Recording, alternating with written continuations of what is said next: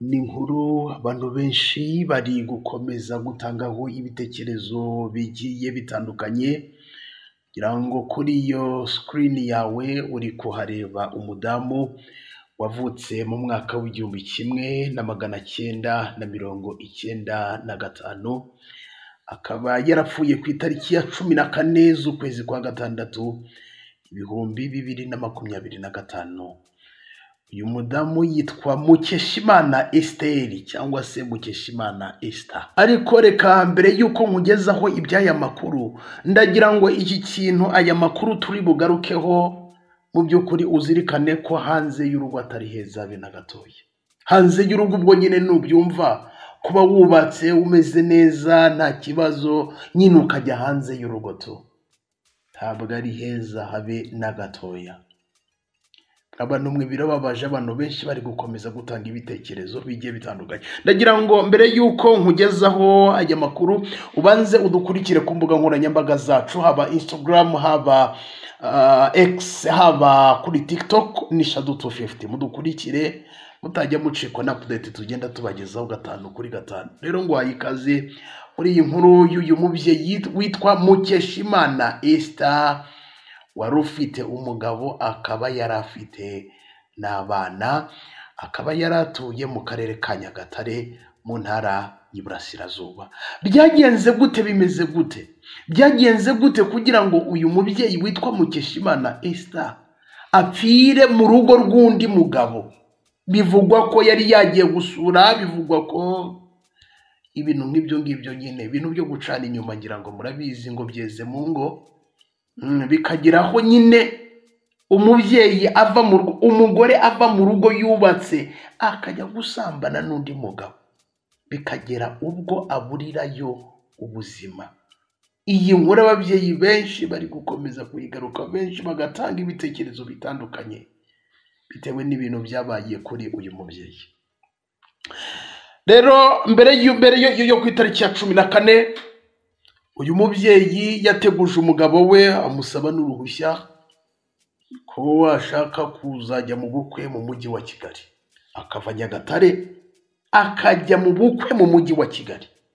Avugwa ko ari abantu nyine, urumva umuntu uri gutanga impamvu z'ukuntu nyine agomba kujya mu bukwe. Umugabo we nyine uruhushya arangije ararumuhereza, ariko uyu mugore urumva hari impamvu nyine yari afite ku ruhande ko hari umuntu nyine basanzwe bapanga, basanzwe bavugana, wenda byashoboka ko atari wenda n'ubwa mbere bari bahuye.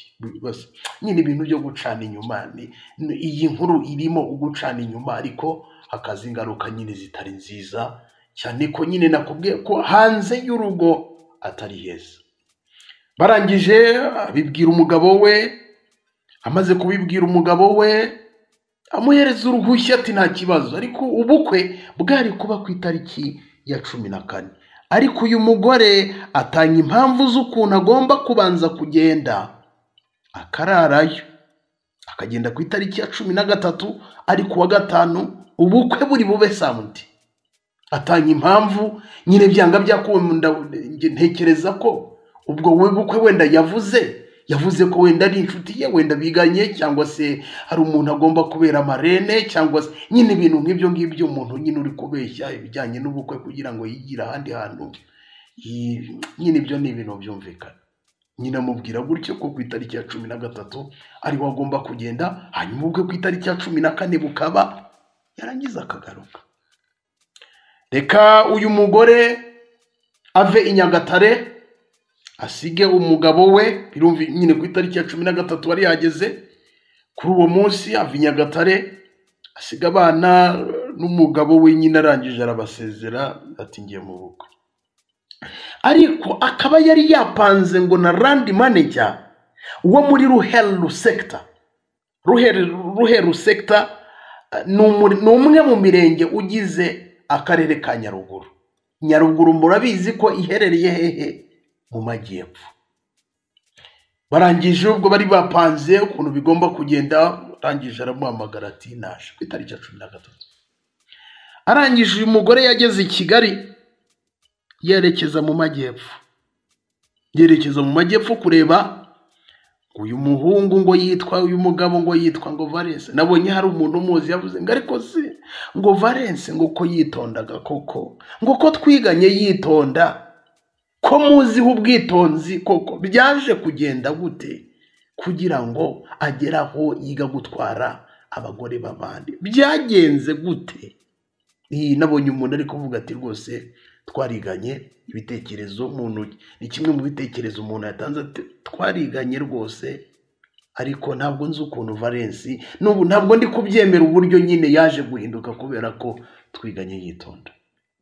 Uyu mugore yarangije ku itariki ya 13 agera i Nyaruguru, aho reka mbyite ngo n'uyu mugabo nyine ubwo atuye nyine umurandi manager ushinzwe ibijyanye n'ubutaka umurenge wa Ruhero. Barangije bwo yamusanze nyine ahantu aba, birumvikana nk'abantu bapanze, nta kindi nyine ni ugucana inyuma, ni ugukora ibyaha byamana. Barangije ubwo birabareka nihute cyane, ubwo muri iryo joro nyine bararayo nta kibazo. Umugabo azinga umugore, yagiye mu bukwe, azingo rwose ibintu bimeze neza.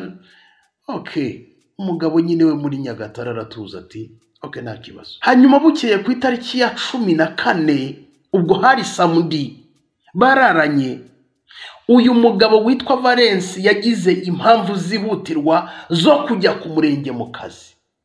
Ni muri weekend, ariko ari ukuntu nyine biba nyine mu buryo bwihutirwa, cyangwa se agatekereza ko wenda hari nka raporo afite agomba wenda nko gutanga ku wa mbere, cyangwa se ugasanga ari n'ikibazo kivutse nyine muri ibyo bintu bijyanye n'ubutaka asanzwe akora. Ngira ngo abarandi manager murabizi nyine uburyo bahorana nyine akazi kenshi. Ubu usanga iyo ugeze no ku murenge ubu usanga abantu benshi babategereje, ibintu nk'ibyo ngibyo. Ngira ngo murabizi akazi mu by'ukuri ubu usanga abarandi manager bafite. Uyu mugabo arangije abwira Esther ati ngize akazi kihutirwa, sigara hano mu rugo. Yamusize aryamye. Uyu Valence, uyu murandi manager ajya mu kazi ku murenge. Mu gihe agarukiye yarakomanze, ubwo n'inzu Esther aryamyemo iwe, arakomanga yumva Esther ntabwo ari gufungura. Ati buriya yananiwe cyane, ati bura ni umunaniro, byanga bikunda ni umunaniro. Arakomeza arakomanga rekada. Kumbi biravugwa ko umugore yari yacanye ngo imbabura, kubera ko yaravuze ati se none ko agiye mu kazi se ari buze imeze gutya, no kubera ikina ntagira ngo mushyire urutuntu no kumbabura ku buryo ari buze yarangiza akarya. Akora ibyo ngibyo, ariko nyine acana imbabura nawe arimo imbere. Urumva n'uwo munaniro yari yararanye n'uyu murandi manager uyu Valence, bari bararanye rwose nta kibazo, ariko umugore nyine yananiwe byo ku rwego rwo hejuru. Arangije ngo imbabura sinzi ukuntu yirambika ku buriri. Imbabura irimo imbere, murabizi ko imbabura yica.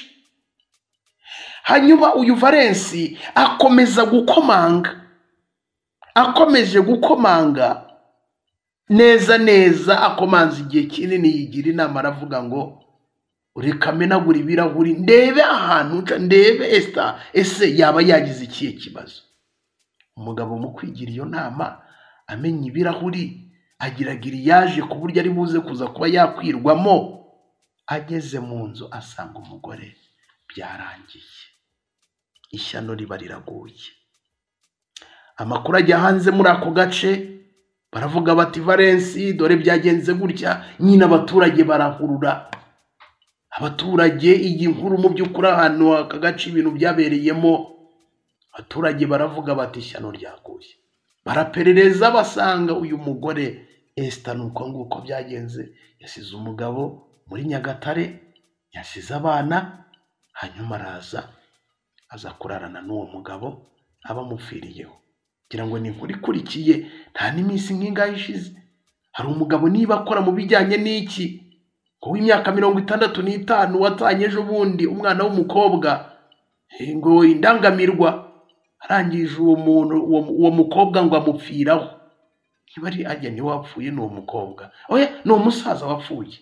Abantu bari kuvuga batese mwokagira Imana mwe, n'uwo musaza wapfuye imyaka 65, iyo nda yari yatahanye.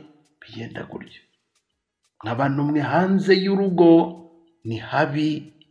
Abantu benshi bari kuvuga batese none mu by'ukuri yego byarabaye, none uyu mugabo uyu Esther yari yagiye kureba ni ugomba kumushyingura, cyangwa umugabo wagomba kuva muri Nyagatare akaza akamutora. Donc ni inkuru yajagaraje abantu mu mitwe, ni inkuru abantu benshi bari kuvuga bati mwokagira Imana mwe, ibintu biri hanze ahangaha biteye ubwoba. Ugucana inyuma kuri aha hanze guteye ubwoba. Donc wumve mw'abantu mwe, uyu mubyeyi Esther, uyu Mukeshimana Esther, nyine uburyo yatashye, abantu benshi bari gukomeza kubigarukaho bavuga bati burya nta cyiza cy'icyaha.